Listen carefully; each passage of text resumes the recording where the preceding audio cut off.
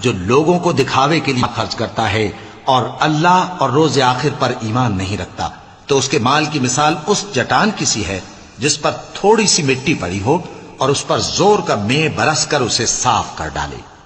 اسی طرح یہ ریاکار لوگ اپنے اعمال کا کچھ بھی صلہ حاصل نہیں کر سکیں گے، اور اللہ ایسے ناشکروں کو ہدایت نہیں دیا کرتا۔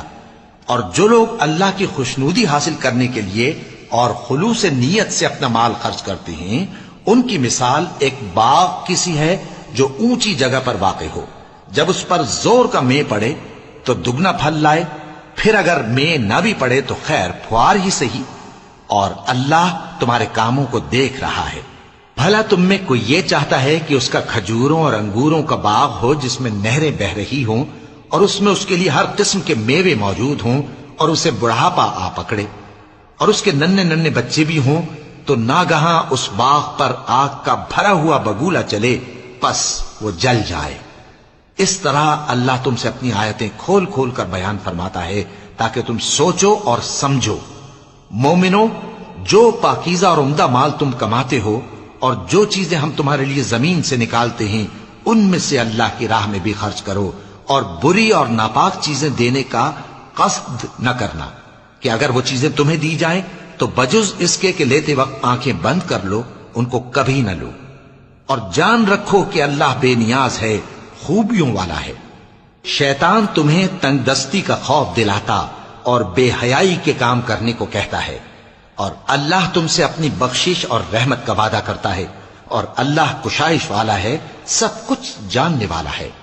وہ جس کو چاہتا ہے دانائی بخشتا ہے، اور جس کو دانائی ملی بے شک اس کو بڑی نعمت ملی۔ اور نصیحت تو وہی لوگ قبول کرتے ہیں جو عقل مند ہیں۔ اور تم اللہ کی راہ میں جس طرح کا خرچ کرو یا کوئی نذر مانو، اللہ اس کو جانتا ہے، اور ظالموں کا کوئی مددگار نہ ہوگا۔ اگر تم خیرات ظاہر کر کے دو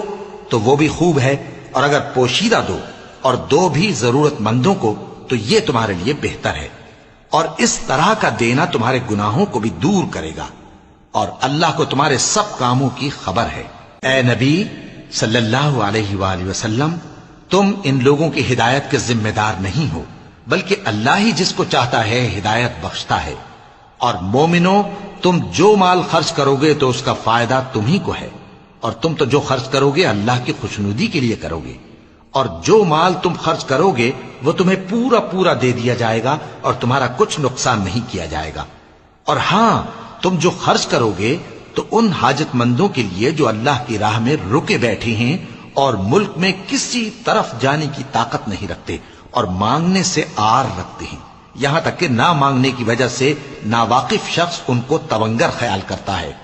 اور تم قیافے سے ان کو صاف پہچان لو کہ حاجت مند ہیں، اور شرم کے سبب لوگوں سے منہ پھوڑ کر